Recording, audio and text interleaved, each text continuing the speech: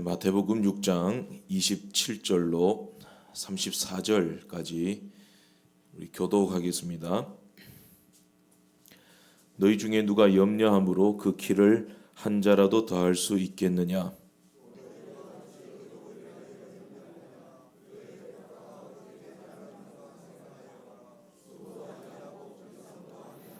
그러나 내가 너희에게 말하노니 솔로몬의 모든 영광으로도 입은 것이 이 꽃 하나만 갖지 못하였느니라.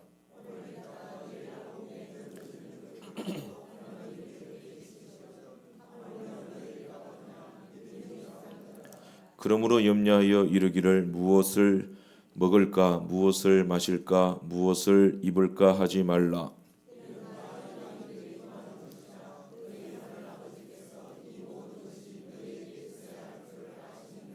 그런즉 너희는 먼저 그의 나라와 그의 의를 구하라. 그리하면 이 모든 것을 너희에게 더하시리라.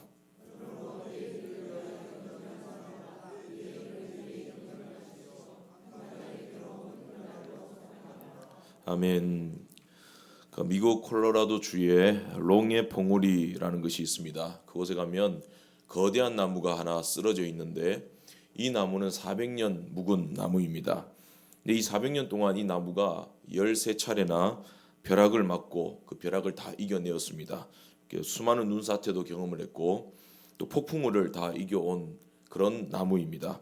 근데 그런 나무가 쓰러졌다. 왜일까요? 작은 딱정벌레들이 이 나무 안에 기어 들어와서 나무의 속을 다 갉아 먹었는 겁니다. 나무를 허약하게 만들어서 결국 이 거대한 체구를 스스로 감당하지 못해서 쓰러졌다라는 겁니다. 400년을 견뎠습니다. 자연의 힘에 대항해서 그 수많은 모진 풍파를 다 견뎌냈는데도 딱정벌레의 습격에는 견디지 못하고 쓰러져 버렸다라는 겁니다. 내면의 공격을 당하니까 속이 텅 비어 버리니까 큰 고목도 나무도 쓰러지게 되었다라는 겁니다. 25절에 말씀합니다. 주님께서 염려하지 말라. 염려는 우리 내면의 딱정벌레와 같은 것입니다. 성경이 강조하는 것은 우리의 믿음입니다. 근데 이 믿음이 염려가 그 속을 갉아먹게 되면은 산을 옮길 만한 큰 믿음도 결국에는 쓰러지고 만다라는 것입니다. 그래서 오늘 주님께서 말씀하시는데 33절에 그런즉 너희는 먼저 그의 나라와 그의 의를 구하라. 그리하면 이 모든 것을 너희에게 더하시리라. 그런즉이라고 시작되고 있는데 원어적으로는 그러나입니다. 번역이 조금 그런데 그러나 아주 강력한 단어입니다. 주님이 그 산상보훈 특별히 마태복음 6장 같은 경우는 기도에 대해서 쭉 말씀하시잖아요. 쭉 말씀하시다가 그러나 그럽니다. 그러나 그게 무슨 말씀일까요? 그러나 너희는 달라야 한다. 그렇게 말씀하고 있는 거예요. 그러면 그러나 앞에는 누구의 행위라는 겁니까? 누구를 대상으로 그러나 뭐 그런 게 묶어버리신 겁니까? 이방인입니다. 하나님의 백성이 아닌 예수를 믿지 않는 세상의 모든 사람들의 행위와 삶 이렇다라는 겁니다. 그들은 먹을 것, 마실 것, 입을 것 걱정한다. 그리고 뭐 하늘에 재물을 쌓아두지 않고 땅에 재물을 쌓아둔다. 썩을 것들을 위해서 염려한다. 그러나 너희들은 하나님의 백성은 달라야 된다. 너희들은 그들이 하는 염려들, 먹을 것, 입을 것, 마실 것 그거 염려하지 말아라. 근데 사실 보면요, 이방 사람들이 세상 사람들이 염려하는 것들요, 건강한 고민들이잖아요. 무엇을 먹을까, 무엇을 입을까, 마실까. 이거 잘못된 거 아니에요. 당연한 염려들입니다. 당연한 걱정들입니다. 근데 주님은 이 당연한 염려들을 보면서 그러나 너희들은 달라야 한다. 그렇게 말씀을 하고 있어요. 성도는 물론 뭐 돈을 사랑하지 말고 재물을 하늘에 쌓아두고 뭐 오른뺨 때리거든 왼뺨을 돌려대라 그러잖아요. 그 오른뺨 때리면은 오른뺨을 맞으면은 왼손잡이가 때리진 않잖아요. 거의 오른손잡이가 오른뺨을 때린다고. 그래서 이제 원어적으로 보게 되면 이렇게 때린 게 아니라 손등을 올려쳤다는 거거든요. 이게 모욕적인 말이에요. 모욕적인 행동. 모욕을 당하거든 왼뺨도 돌려대라. 그러면 이제 오른뺨으로 때리는지 왼뺨으로 쳐올리는지는 모르겠는데 그 이상적인 뭐 그런 아주 선함이잖아요. 그런 것은 물론이거니와 너희들 당연한 것들 먹고 뭐 입고 마시는 것들 그런 것들도 너희들 염려하지 말아라 그렇게 말합니다. 그 당연한 것들도 왜 염려하지 말아라 하는 것입니까? 불가능한 것들이든 당연한 것들이든 일단 염려하는 것 자체는 우리의 믿음을 갉아먹는 것이니까, 딱정벌레와 같은 것이니까. 그래서 주님께서 30절 하반절에 이렇게 말씀합니다. 믿음이 작은 자들아 그럽니다. 믿음을 갉아먹음 당하면 안 된다라는 거죠. 그래서 예수님은 본문에서 염려로 인해 우리의 믿음이 손해보지 않도록 하시기 위해서 염려하지 말라라는 말씀과 함께 그 해답을 제시를 하십니다. 33절에 먼저라는 말씀이에요. 먼저라는 말씀으로 염려를 이기고 큰 믿음으로 성장할 수 있도록 하나님께서 인도해 주신다라는 것입니다. 33절 너희는 먼저 그의 나라와 그의 의를 구하라. 이 먼저가 뭐냐는 거죠. 하나님과의 관계가 먼저라는 것입니다. 25절에 보면 염려라는 말이 나오잖아요. 본장에 염려라는 말이 한 3번 정도 나오는데 이 염려라는 말은 헬라어로 메림나라는 말입니다. 갈라진 마음 그런 뜻입니다. 갈라진 마음. 염려는 우리의 마음을 갈라지게 만드는 겁니다. 관계도 갈라지게 만드는 겁니다. 2000년 전에 쓰여진 것으로 추정되는 한 파피루스에도 이 염려라는 메림나라는 말이 나옵니다. 한 여인이 전쟁에 나간 그 남편을 기다리면서 남편을 걱정하면서 남편에게 쓴 편지가 있습니다. 그 내용 가운데 보면 이런 구절이 있어요. 나는 당신의 신상을 염려한 나머지 밤이나 낮이나 잠을 이룰 수가 없습니다. 그래서 내 마음이 다 갈라집니다. 그런 말이에요. 멀리 가 있는 남편을 염려하는 그 여인의 마음은 애절하지만 그 편지를 받은 남편의 입장을 생각해 보세요. 전쟁을 치르는 것도 불안하고 걱정이 많은데 아내조차 마음을 잡지 못하고 있는 거예요. 갈라지고 있는 거예요. 사랑하는 마음은 있지만 사랑은 하지만 그 사랑이 불안해져서 마음이 다 갈라져서 결국 용기를 잃게 되는 겁니다. 그 사랑도 지킬 수 없게 된다라는 겁니다. 염려, 갈라진 마음. 예수님께서 제자들에게 또 오늘 저와 여러분들에게 염려하지 말라 하신 것은 하나님과 우리와의 관계가 갈라진 마음이 되면 안 된다는 거예요. 염려하면 너무 염려하면 하나님과 관계가 갈라집니다. 말씀이 믿어지지 않고 걱정하는 동안 기도가 되지 않습니다. 기도보다는 한탄이 나오고 말씀 자체에도 막 역반응이 일어나게 되고 감사 사라지겠죠. 기쁨이 없는 겁니다. 내면에 자꾸 그런 독들이 자꾸 쌓이게 되는 거죠. 그래서 9절 이하에 예수님께서 제자들에게 기도를 가르쳐 주시잖아요. 주님이 가르쳐 주신 기도 중에 이런 말씀이 있습니다. 12절에 우리가 우리에게 죄 지은 자를 사하여 준 것 같이, 또 14절에서 15절 보면 이런 말씀 나와요. 너희가 사람의 잘못을 용서하지 아니하면 너희 아버지께서도 너희 잘못을 용서하지 아니하신다. 꼭 이 말씀을 그냥 얼핏 들으면 우리가 누군가의 죄를 용서해 주어야지만 하나님도 우리의 죄를 용서해 주신다라는 것처럼 들립니다. 주일학교 때 그렇게 계속 배웠어요. 하나님이 친구 죄를 용서하지 않으면 하나님도 너 용서 안 해. 그거 아니거든요. 그게 틀린 거예요. 그게 은혜의 교리가 그게 아니에요. 이게 무슨 말이냐면요. 일단은 먼저 하나님과 너희의 관계부터 생각해라. 너희들이 어떻게 구원받았냐. 그 관계부터 생각하고 이웃을 보라는 겁니다. 하나님과의 관계부터 생각하고 거기에 대한 묵상이 있는 다음에 이웃을 바라보게 되면 그 모든 허물도 용납이 된다는 거예요. 일단 우리는 누군가를 용서할 수 있는 권세가 우리에게 없다는 겁니다. 서로 누가 누구를 용서하고 말고 할 처지가 아니라는 거예요. 누구의 입장에서? 하나님 입장에서. 다 죄인이니까. 우리가 누구의 죄를 사하는 권세가 있습니까? 없잖아요. 복음서 성경에 오직 예수님께만 있었습니다. 네 죄를 사하노라. 그러니까 우리는 누구의 죄를 용서하고 말고 할 그게 없습니다. 그런 자격이, 권세가. 근데 우린 다 죄인인데 우리도 다 죽어야 되는데 오직 예수의 이름, 예수님의 십자가의 공로로만 하나님께 죄의 용서함을 받은, 그리고 하나님의 자녀가 된 그런 관계임을 기억할 때 이웃의 허물도 용서하게 된다는 겁니다. 우리에게 권세가 있고 공로가 있어서 잘함이 있어서 남들보다 상대적으로 의로움이 있어서 우리가 구원받은 것이 아니라 죄인인데 하나님의 은혜로 그냥 구원받았다. 그걸 알게 되면 거저 받았으니 거저 주어라, 그 말씀이거든요. 이웃의 죄도 용서하게 된다, 그런 뜻입니다. 마태복음 18장 23절에 주님의 비유가 나옵니다. 여러분 잘 아시는 그 한 임금에게 1만 달란트 빚진 자가 있었는데, 그 빚진 자가 이제 만길이 다가왔는데 참아달라고, 왕이시여 한 번만 용서해 주시고 내가 꼭 갚겠습니다, 뭐 그렇게 사정을 하니까 왕이 불쌍히 여겨서 그냥 탕감해 주잖아요, 그 1만 달란트를.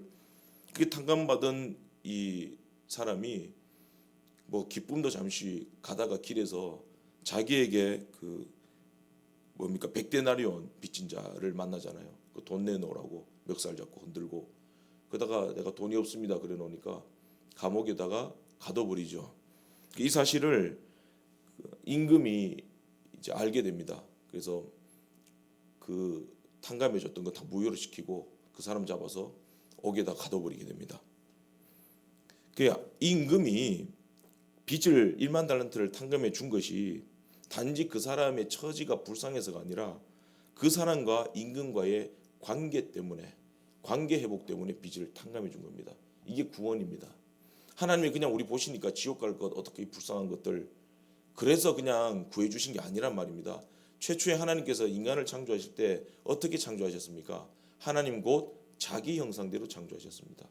하나님과 교제하고 하나님과 소통하고 하나님의 거룩하신 뜻에 우리를 참여시켜서 기쁨으로 하나님이 영광 받으시도록 그렇게 우리와 동행하시도록 창조하셨는데 죄로 말미암아 그 형상이 깨져버렸습니다.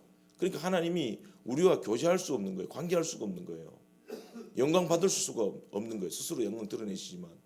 그래서 우리를 어떻게 하면 구원할까? 한 가지 방법밖에 없는 거예요. 오직 예수 그리스도의 보혈밖에 없다. 그 예수의 구속의 은혜로 우리를 구원하셔서 천국 백성으로 자 이제 천국 들어가서 잘 살아라, 그게 아니라 영원히 너는 나와 함께 살자 이 말이에요. 그 관계 회복을 위해서 우리를 구원해 주셨다. 우리의 죄악의 빚을 다 탕감해 주셨다라는 겁니다. 예수님께서 기도를 가르쳐 주신 이유도 그런 겁니다. 하나님과의 관계 회복 때문이에요. 기도는 하나님과의 관계를 깊게 합니다. 예수 이름으로 우리가 기도할 때 그냥 기도하는 게 아니라 예수 이름으로, 예수 안에서 예수 이름으로 기도할 때 하나님이 뭐라고 약속하십니까? 이 모든 것을 너희에게 더하시리라. 용서하신다. 또 응답하신다. 이게 무슨 말이에요? 다 관계가 회복된다는 거예요. 염려하지 말라. 이 말씀 하신 이유도 그거예요. 우리가 염려하니까, 걱정하니까, 당연한 것을 가지고 또 염려하니까 하나님이 이런 말씀 하시는 거예요. 야, 우리 이런 걸로, 이런 당연한 것으로 너와 내가 염려하고 걱정해야 될 그런 처지가 아니잖아. 우리 관계 그런 관계 아니잖아. 그런 말씀이에요. 어떤 목사님이 이제 친구가 너무 어려워서 돈 1,000만 원을 그냥 빌려줬대요. 빌려줘서는 이제 그 아내에게 숨기고 있었는데 특히 이제 아내가 알게 된 거예요. 그래서 미안하다고 그 큰 돈을 당신과 상의 없이 내가 빌려줘서 미안하다고. 그랬더니 이 아내가 하는 말이, 아니 내가 그 돈 1,000만 원 상의하지 않아서 그 빌려줬다는 것 때문에 내가 화난 게 아니라 내가 그 정도도 당신을 이해 못 해줄 사람이라고 믿었던 거, 우리가 그런 관계라는 거, 그게 서운하다는 거예요. 이런 아내는 참 대단한 아내예요, 그죠? 하여튼 뭐 관계라는 거, 하나님이 내가 너 이거 하나 살피지 못하겠느냐, 내가 너 입을 것, 마실 것, 먹을 것, 그 내가 너 보장해주지 못하겠느냐, 너 거기 매여 있느냐, 이방 사람들처럼 믿음 적은 자들아. 우리 그런 관계 아니잖아, 그 말씀이에요. 솔로몬 왕 염려가 많았습니다. 그가 왕이 되었지만 왕이 된 기쁨보다 염려가 많았어요. 새벽에 말씀을 들었잖아요. 근데 그가 하나님께 구하는 것 보면 그에게도 염려가 많았다는 것을 알 수가 있습니다. 열왕기상 3장 7절에서 9절 말씀 보면 솔로몬이 구하잖아요. 종은 작은 아이라, 염려죠. 작은 아이라 출입할 줄 알지 못하고, 염려입니다. 그들은 큰 백성이라 수요가 많아서 셀 수도 없고 기록할 수도 없사오니, 걱정하고 있죠. 누가 이 많은 백성을 재판할 수 있사오리까. 지금 일용할 양식이 필요한 거예요. 지금 무엇을 먹을까, 마실까, 입을까 지금 걱정하고 있다고요. 솔로몬에게는 이게 걱정이에요. 먹을 것, 마실 것. 여기 먹을 것, 마실 것, 입을 것을 염려하지 말아라 라는 주님의 말씀과 주기도문에 일용할 양식 연결해서 보셔야 됩니다. 같은 말이에요. 그리고 이 일용할 양식 안에 먹을 것, 마실 것, 입을 것 다 들어있고, 그리고 우리의 염려거리들, 우리의 필요한 것들, 우리의 소원들, 심지어는 우리의 원수를 좀 갚아달라는 그런 소원들까지 일용할 양식에 다 들어있는 거예요. 그래서 오늘날 우리에게 일용할 양식을 주옵시고, 이 말에는 모든 게 필요한 거 다 들어있는 거예요. 영혼의 활동들, 원수 갚음, 우리의 안전, 자유, 먹을 것, 사소한 기도 제목같이 다 들어있다라는 겁니다. 솔로몬도 하나님께 구해야 할 일용할 양식이 있었습니다. 백성을 다 재판할 수 없습니다. 내가 어린아이입니다. 출입할 줄 알지 못합니다. 내가 심히 걱정됩니다. 하나님. 하나님께서 너 원수를 물리쳐 달라고도 기도하지 않는 거 보니까 그런 말 하잖아요. 그러니까 솔로몬에게는 원수에 대한 위협도 있었는 거예요. 그 두려움이 있었다는 겁니다. 그럼에도 불구하고 솔로몬이 먼저 구한 것이 뭡니까? 누가 이 많은 백성을 재판할 수 있으오리까? 다만 듣는 마음을 종에게 주사 주의 백성을 재판하여 선악을 분별하게 하옵소서. 내가 염려 많이 있고 구할 것 많이 있지만 이거 구하지 않은 것이 아닙니다. 솔로몬이. 그러나 먼저 내가 하나님의 나라를 구합니다. 하나님과의 관계부터 내가 생각합니다. 하나님이 나를 왜 왕으로 세우셨는지 그 관계부터 생각합니다. 내가 하나님. 그러니까 내가 하나님의 나라, 하나님의 산업, 하나님의 오이코노미아를 잘 감당할 수 있는 그 지혜를 나에게 주십시오. 이게 먼저 구한 거예요. 하나님과의 관계, 하나님 나라와 관련된 것, 그것을 먼저 구했고 이어서 자기의 부족함도 다 아는 것입니다. 그게 솔로몬의 기도 내용입니다. 그러자 하나님께서 어떻게 주셨습니까? 오늘 주님의 말씀처럼 이 모든 것이 솔로몬 너에게 있어야 될 줄 아시느니라. 왕이라면 왕의 부, 왕의 영광, 원수 물리쳐 주시고 하나님이 이 모든 것을 가하여 주셨다, 더하여 주셨다라는 겁니다. 그러면 우리가 하나님과의 관계를 먼저 생각한다라는 것이 무엇이겠습니까? 하나님의 말씀을 붙드는 거예요. 솔로몬이 구한 지혜가 무엇입니까? 듣는 마음을 종에게 주사. 누구의 말을 듣습니까? 하나님의 말씀을 듣는 거예요. 또 백성의 소리를 듣는 거예요. 백성 소리 속에서 하나님의 음성이 있으니까 하나님의 말씀을 듣고 그 말씀을 붙드는 것, 그게 우리가 먼저 하나님께 구할 것이고 그것이 하나님과의 관계를 최우선으로 생각하는 태도라는 것입니다. 예수님은 사탄에게 이렇게 말씀하셨습니다. 마태복음 4장 4절에 오직 하나님의 입으로 나오는 모든 말씀으로 살 것이니라. 이것이 사람의 생존의 모든 원칙입니다. 하나님의 입으로 나오는 모든 말씀, 이 말씀이라는 것은 하나님의 의사입니다. 하나님의 뜻. 그러면 입으로 나오는 말은 뭡니까? 하나님의 말씀이 입으로 나온다. 하나님의 의사가 바깥으로 표현되는 것입니다. 이제 하나님의 의사가 바깥으로 나가게 되면 그것이 역사를 일으키잖아요.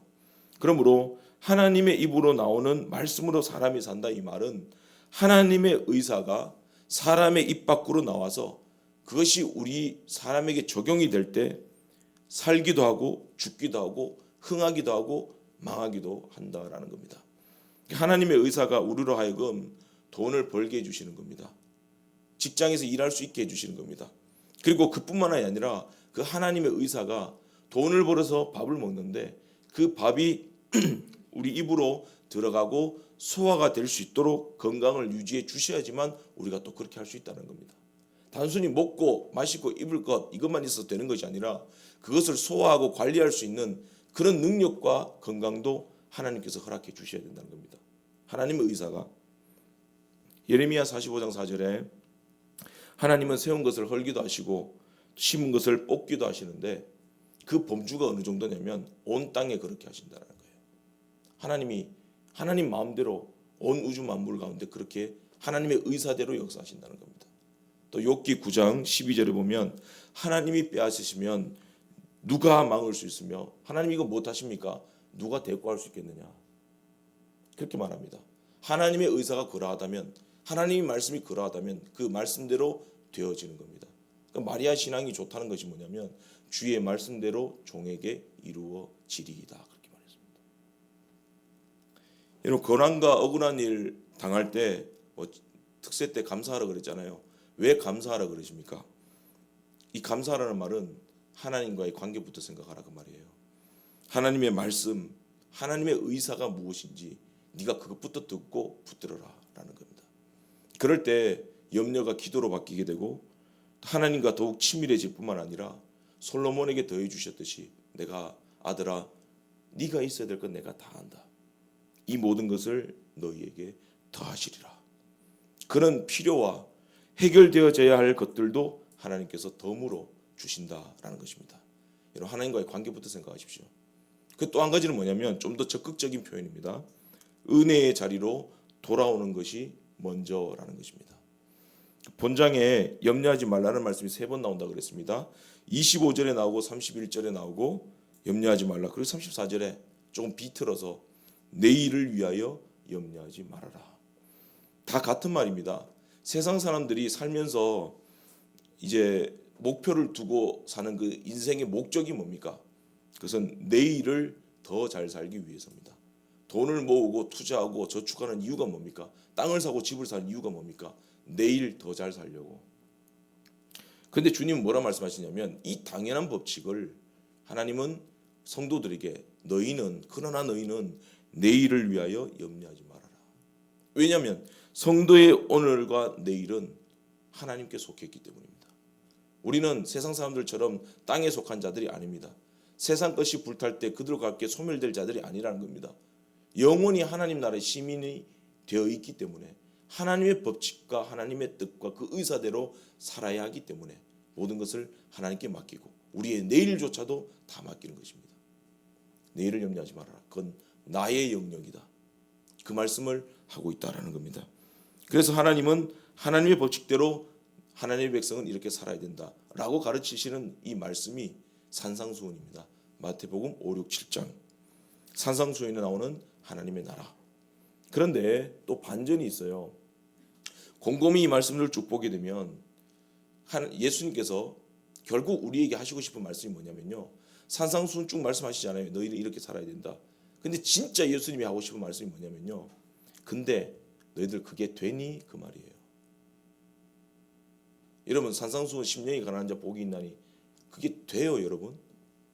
실제로 가난한 자가 복이 있습니다. 이 뺨치면 돼요 그거? 막 눈 확 돌아가잖아요 그죠? 뭐 목사고 뭐 이거 없잖아요 그런 거.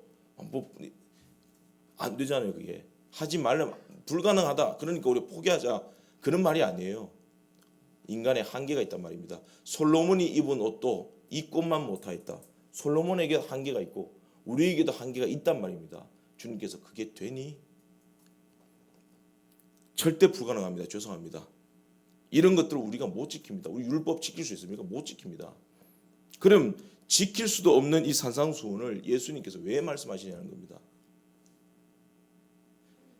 우리가 너무 무능하니까 하나님 절대 의존자로 살고 예수의 신부로 살아야 하는지를 뼈저리게 느끼게 하시도록 이 말씀을 하시는 겁니다. 율법의 역할이 뭡니까? 그리스도께로 인도하는 겁니다. 왜 그리스도께로 인도합니까? 왜 우리가 그리스도께로 나아가야 될 수밖에 없습니까? 율법 앞에 자기를 비춰보면 나는 죽을 죄인이거든요. 하나도 못 지키거든요. 그러므로 철저하게 절망하고 자기 비참함을 알고 결국 누구에게로 나가야 됩니까? 예수께로 나아가야 되는 거예요. 그걸 말씀하고 있는 겁니다. 아마도 제자들은 산상수훈 말씀의 은혜를 받기보다는 절망했을 겁니다. 화도 났을 겁니다. 왜? 도저히 지킬 수 없는 기준이니까. 하나님의 나라의 법칙이 이렇게 불가능한 것이구나. 근데 예수님은 이것을 노리신 거예요. 그렇게 절망한 제자들에게 예수님은 결론적으로 어디에서 말씀하시느냐? 마태복음 11장 28절에서 30절 말씀에 이렇게 말합니다. 수고하고 무거운 짐진 자들아 다 내게로 오라. 그게 되니? 안 되지. 그러니까 너희들 자기의 자기 실력 믿지 말고 다 내게로 오라. 은혜의 자리로 돌아오라. 예수 안에 거하라. 그 말씀을 하고 있다는 겁니다. 이거 해라 저거 해라. 주님께서 계속 명령을 내리신 다음에 주님의 최종 명령은 무엇이냐? 그것들 다 행하고 할 수 있다 해봐라. 안 하면 너 어떻게 되는지 너 각오해라. 그게 아니라 그러니까 나에게로 돌아오고 은혜의 자리로 돌아오고 그러니까 기도하고 말씀을 듣고 하나님께 예비하여서 은혜 받은 자가 되어라. 그 말씀을 하고 있다라는 겁니다. 그 복음서에 보면 그 부자 청년이 예수님을 따르겠다고 그러니까 예수님이 네 재물들 다 팔아서 가난한 자들에게 다 나눠주고, 이게 산상수훈이에요. 다 나눠주고 그리고 와서 나를 쫓으라 그러잖아요. 예수님의 의도는 뭡니까? 주님, 내가 포기가 안 되네요. 뭐 어떻게 하면 좋으리까? 내가 주님 따라가겠습니다. 그겁니다. 주님 따라가면서 자기 것들, 이 세상 것들 아무런 가치가 없구나. 하나님 나라 재물에 비하면 비교가 되지 않는구나. 그러면서 점점 성숙해져 가는 것입니다. 그렇게 나눠주게 되는 것입니다. 근데 이 부자 청년은 재물이 많은 거로 근심하여 돌아갔다라는 겁니다. 이게 구원받지 못한 자의 모습이에요. 우리가 선을 행하고 우리 스스로 중독을 끊고 염려를 끊고 멋지게 살아갈 때 세상에 빛이 되고 소금이 되는 것 아니라는 겁니다. 자꾸 뭐 소금, 빛 그러니까 소금 그러니까 자기를 희생해야 되는 것처럼 그렇게 알고 있어요. 우리가 다 희생해야지만 세상에 짠맛이 난다고. 그게 아니라는 겁니다. 다 내게로 오라. 은혜의 자리로 돌아갈 때 그때 빛이 되고 소금이 되는 겁니다. 교회에 나오지만 술, 담배도 하나 못 끊는 사람이 있습니다. 그러면 술, 담배 못 끊는 그 사람이 은혜 받지 못한 사람입니까? 그렇지 않습니다. 어떤 집사님이 저보고 그래요. 전도사일 때인데, 전도사님, 제가 다른 것 다 충성하고 내가 주님도 사랑하는데 내가 요 담배만은 못 끊겠습니다. 제 아내도 여전도사님인데 기도 제목입니다. 내가 못 끊겠습니다.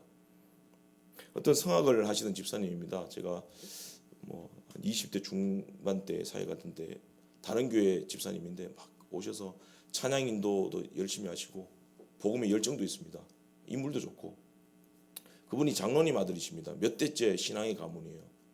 이분이 당연히 술 담배 안 합니다. 복음의 열정도 있고 참 신실하다 누가 봐도. 근데 조용한 가운데 저한테 그런 말을 해요. 왜 저한테 그런 말인지 모르겠는데, 전도사님, 제가 야동을 못 끊겠습니다. 그래요. 그래요? 특별히 뭐 걸그룹 중에 누구 닮은 사람 그 야동에 나오면 나 그땐 나 저 미쳐버립니다. 막 그렇게 그래요. 그럼 그 사람이 은혜를 못 받은 사람입니까? 찰스 스펄전 목사님 60세까지 담배 못 끊었습니다. 그리고 술고래였습니다. 술을 마셔야 돼. 그 찰스 스펄전 목사 사진 봤어요? 그 배 보세요. 그 당연한 거 아니에요. 술배지 그게. 통통하게 해가지고 빵빵하게 해가지고 술배입니다. 그 사람. 설교 준비하면서 시가를 항상자 태웠습니다. 그 처칠 보세요. 영화 보면 처칠도 시가를 계속 피우고 그러잖아요. 그럼 그 사람의 사역이 가짜였습니까? 지금 제가요 술, 담배, 야동, 중독 같은 것들을 해도 괜찮다는 말씀을 드리는 게 아니에요. 구원이라는 것, 성화라는 것, 신앙이라는 것은요 우리가 스스로 무엇인가를 끊어내고 성취하고 달성함에 있는 것이 아니다라는 겁니다. 그걸 말씀드리는 겁니다. 우리가 버릴 거 버려야 됩니다. 극복할 거 극복해야 됩니다. 그러나 그것으로 내 자랑이 되어서는 안 되고 내 의가 되어서는 안 된다는 겁니다. 그것보다 먼저 해야 될 것, 그리스도 예수, 그 은혜 안으로 들어오는 겁니다.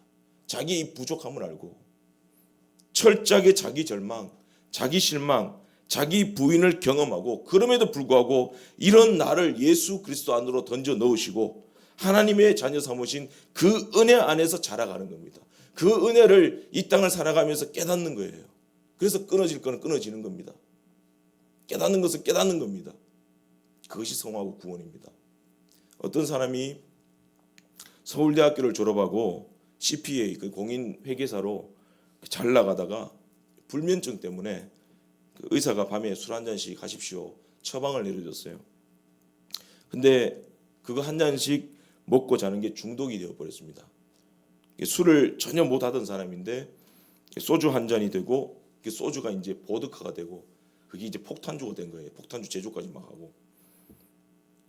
그게 한 잔이 아니라 한 병이 되고, 그렇게 되는 바람에 IQ 160이었던 사람이 이제 바보가 돼버린 거예요. 이제 헛소리하고 아무 때서나 막 대소변 보고 잘 가다가 막 넘어지고 알코올 중독자가 되고, 몸에 이제 노숙자 냄새 알코올 냄새가 이제 찌들어 있는 거예요.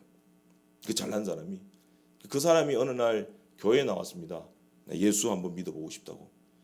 교회에 나오면 여러분 반기겠어요? 주일날 이제 술 먹고 막 이 사람이 교회 막 와요. 우리 교회 안에서 이제 홍해의 기적이 일어나겠죠, 그죠? 쫙 갈라지겠죠, 그죠? 벗개 지나가듯이 막 쫙 갈라지겠죠. 냄새 나고 이러니까. 그분이 매일 교회 나와서 맨 앞자리에 앉습니다. 그 교회는 매일 홍해의 기적이 일어나는 거예요. 쫙 갈라지는 거예요. 냄새 나니까 다 싫어하는 거예요. 이제 불만이 일어나는 거죠. 목사님 왜 저런 사람 감싸고 다 받아주냐고, 좀 쫓아내시라고, 교회 못 나오게 하라고. 근데 결국 그분은요, 술 중독을 해결하지 못하고 돌아가셨습니다. 그런데 그분이 돌아가시기 일주일 전에 목사님 불러서 이렇게 고백합니다. 목사님, 참 부족하지만 저 같은 놈도 하나님이 사랑하신다고 하네요. 이 순간까지 술도 못 끊는 저를 위해서 예수님이 십자가에 죽으셨습니다. 부끄럽지만 그 사랑과 그 은혜, 복음이 뭔지 알 것 같습니다. 이게 무슨 말씀인지 이해가 되십니까? 안타까운 결말이기도 합니다. 이상적인 결말은 아니에요, 우리가 알고 있는. 그러나 이 사람은 최소한 자기 의는 없는 거예요. 그리고 오직 하나님의 은혜만 어렴풋이 깨달은 겁니다. 반대로요, 내가 진짜 복음을 알고 깨달았더니 내 힘으로 술도 끊었습니다. 나는 술 끊은 사람이야. 난 담배 끊은 사람이야. 내가 전도 몇백 명 하는 사람이야. 내가 다 할 수 있었어. 이게 뭔지 아세요? 사탄입니다. 그래서요, 진짜 기도 많이 하는 사람은 기도하는 티를 안 냅니다. 기도해도 내가 부족한 줄 알고. 그죠?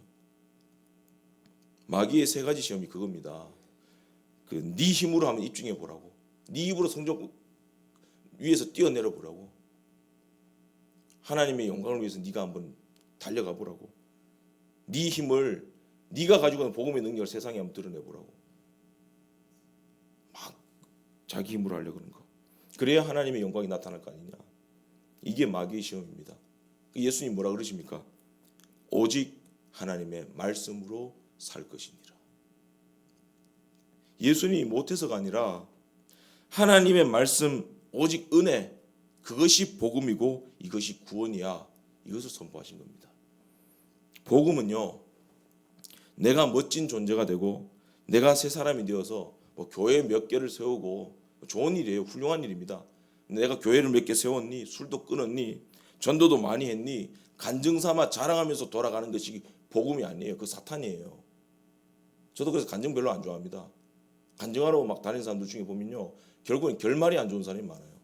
왜냐하면 그 결국 자기 자랑이거든요.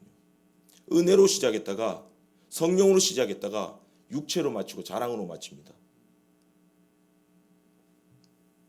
누가복음 15장에 탕자가 아버지를 떠납니다. 떠나서 이제 다 잃어버리고 돼지가 먹는 쥐염 열매를 먹다가 이제 아버지의 집이 생각이 납니다. 이게 은혜예요. 그리고 그 아버지의 집이 생각났다는 것은 뭡니까? 아버지와 나와의 관계가 생각났다는 겁니다. 그런데 뭐라고 고백합니까? 나는 더 이상 아버지의 아들이 아니다. 그저 품꾼의 하나로 받아주시면 그것만이라도 나는 감사하겠다. 그 다음에 중요한 말씀이 나옵니다. 내가 일어나 아버지께로 가서. 탕자가 해결한 건 아무것도 없습니다. 지금 자기 중독자, 빚쟁이, 전과자, 주정뱅이 그대로입니다. 아무것도 해결된 게 없습니다. 지금. 그러나 오직 한 가지, 아버지께로 돌아갑니다. 은혜의 자리로 돌아갑니다. 그때 어떤 역사가 일어납니까? 아버지는 아직도 상가가 먼데 달려나가서 아들을 안고 목을 안고 울면서 입을 맞춥니다. 그러면서 이 종 몹쓸 인간, 이게 아니라 내 아들 내 아들 하면서 잔치배 풀고 옷 입히고 손에 가락지 끼워줍니다. 이게 복음입니다. 이게 구원입니다. 그러니까 주님이 너희는 먼저 그의 나라와 그의 의를 구하라. 이 말씀 뭐냐면요, 너희의 의를 다 폐기시켜라, 그 말씀입니다. 내가 몇십 년 동안 20년 근속했습니다. 봉사했습니다. 건축원금 했습니다. 나 입에 술 한 번도 대본 적 없습니다. 그 의가 다 깨져야 된다는 겁니다. 내게 능력 주시는 자 안에서 내가 모든 것을 할 수 있느니라, 이 말씀을 내가 다 할 수 있다는 것으로 착각하지 말라는 겁니다. 내게 능력 주시는 예수 그리스도 그 은혜 안에서 다 한 것으로 하나님이 인정해 주신다는 말씀입니다. 우리가 끝까지 1년 동안 주님 주신 사명 잘 감당했습니까? 아니에요. 진짜 기도하면서 사명 감당했습니까? 아니에요. 죄송합니다만 제가 기도 막 많이 하고 설교 준비하고 올라온 건 아니에요. 죄송합니다. 그러나 그 부족과 결핍을 하나님 앞에 죄송스럽게 생각하는 마음이 우리에게 있어야 됩니다. 그럴 때 하나님의 은혜가 부어지면 하나님께서 네가 부족하고 결핍이 있는 건 내가 다 안다. 그러나 성령께서 네 결핍에 대해서 애통하게 만드시고 예수 십자가 그 은혜 안으로 들어와서 그 십자가를 의지할 때 내가 다 한 것으로 인정해 준다. 네가 비록 말 더듬어도 네가 다 하지 못해도 바울이 그러잖아. 온전히 이루었다 함도 아니요. 그러나 난 달려간다. 다 이루지 못했는데 이거 다 정리해놓고 가야 될 거 아니에요. 그러나 달려간다. 하나님의 은혜 안에서.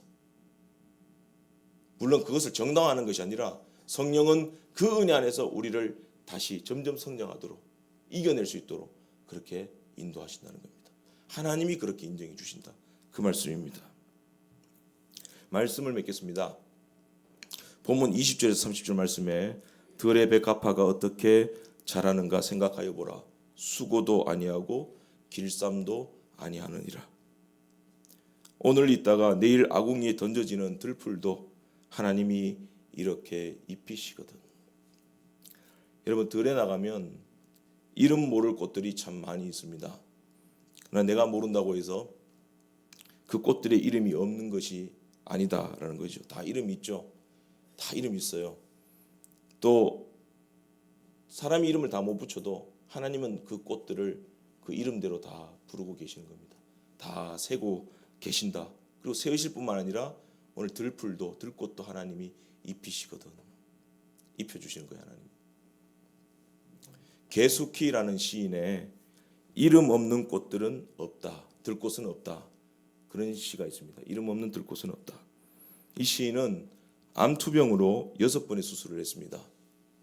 그리고 하나님 주신 은사로 글을 쓰기 시작했는데 그런 그녀에게 많은 사람들의 질타가 있었습니다. 그녀가 이렇게 말을 합니다. 나에게 왜 암에 걸렸냐고 묻는 사람이 있다. 너는 교회도 열심히 다니고 사회복지사로 좋은 일도 하는 사람인데 왜 암에 걸렸느냐? 이때 나는 그들에게 이렇게 되묻는다. 소낙비가 옵니다. 우산을 준비하지 않고 외출을 해버렸네요. 이때 교회를 다니는 사람은 피해서 비가 옵니까? 비가 오면 우산을 준비하지 못한 사람은 누구나 그 비를 맞지요. 그렇습니다. 길가에 이름 모를 들꽃도 잡초도 야생화도 다 비를 맞습니다. 어쩌면 우리는 아무도 불러주지 않는 그런 들꽃 인생일지도 모릅니다. 우린 그런 존재들입니다. 우리는 우산을 준비하지 못해서 비를 맞는 그런 나약함이 우리 안에 있습니다. 우리는 내일을 준비하지 못해서 내일이라는 비를 맞습니다. 질병과 중독이라는 비도 맞습니다. 우울증이라는 빛도 맞습니다. 그렇게 우리는 들꽃을 보면서 우리의 무능함을 보는 것입니다. 그런 중에 수없이 많은 야생의 들꽃들의 이름을 부르시고 입히시듯이 우리의 이름을 부르시고 또 우리를 입혀주시고 마침내 꽃을 피워주시는 하나님의 은혜와 능력을 보게 되는 것입니다. 모름지기 모든 것이 하나님께 달려 있습니다. 어떤 상황이 펼쳐질지라도 하나님과 나와의 관계부터 생각하십시오. 그리고 십자가의 사랑과 그 은혜의 자리로 돌아와 주의 음성을 들으실 것입니다. 30절입니다. 들풀도 이렇게 입히시거든 하물며 너희일까 보냐. 기도하겠습니다. 하나님 아버지, 은혜를 감사합니다. 주의 말씀 앞에 우리의 결핍과 죄악과 허물 이것을 깨닫고 직시하게 됩니다. 괴로워서 견딜 수가 없습니다. 그러나 이런 나를 예수 그리스도를 보내시고 우리를 구원하시고 하나님과 교제하는 하나님의 권석 삼아 주신 그 구원의 은혜를 생각하면서 다시 십자가를 붙듭니다. 그 은혜 안에 거하기를 원합니다. 성령께서 새 힘을 주셔서 하나님이 주신 사명을 온전히 잘 감당하고 잘 감당해서 감당하는 것이 아니라 하나님이 그렇게 인정해 주시고 기뻐하심을 알고 오늘도 회개하고 하나님의 사람으로 온전히 그리스도의 장성한 분량까지 성장해 나갈 수 있는 그런 복을 허락하여 주시옵소서. 예수님의 이름으로 기도드리옵나이다. 아멘.